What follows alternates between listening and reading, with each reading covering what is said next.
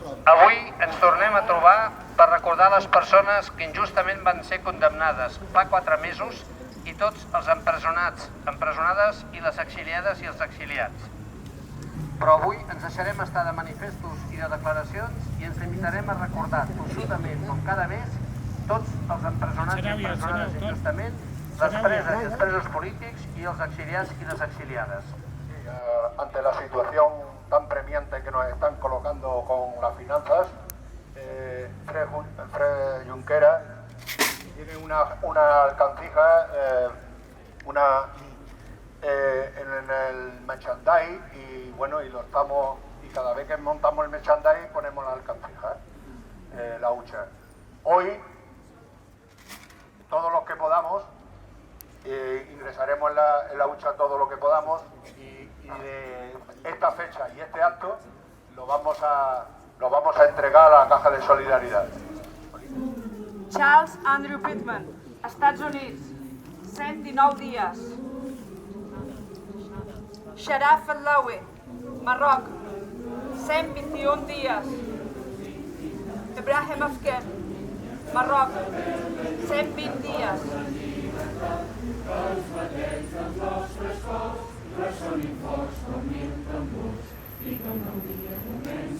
Hola, buenas noches. Estamos aquí reunidos como cada mes para que lo anormal no se vuelva anormal.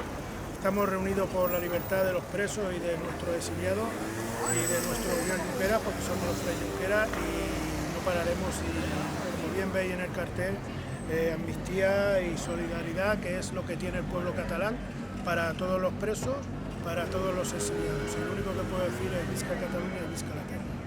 Doncs el Poble que Canta és un projecte que va començar a caminar fa 10 anys, justament a la manifestació de l'11 de setembre de l'any 2009, amb la idea de cantar a les mobilitzacions per aixecar l'ànim, perquè en aquell moment l'independentisme estava en vores molt baixes. Les manifestacions de l'11 de setembre la gent hi anava, cada cop eren menys gent i la gent es va picant a l'esquena i tal.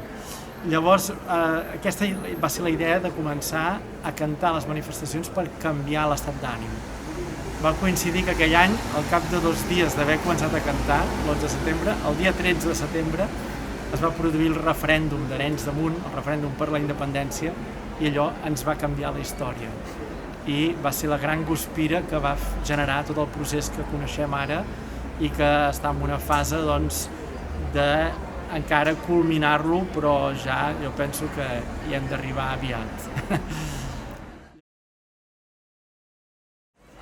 La idea del Poble que Canta és fer participar a la gent també a cantar. No només bàsicament som cantaires de corals, cadascú canta la seva coral al seu poble, i quan fem una cantada ens ajuntem per cantar plegats i també per convidar el poble a cantar. Encara que no sigui cantaire de corals, també convidem a la gent a cantar, perquè quan cantem tenim un sentiment de comunió, d'estar tots junts, i l'esperit s'enlaira, com avui hem enlairat aquests fanals de paper o aquests globus de paper, doncs també cantant l'esperit s'aixeca i és el que ens cal per lluitar. Ens cal molta força espiritual, molta força moral i molta empenta. I això és el que nosaltres volem aconseguir fent cantar la gent i amb el projecte del poble.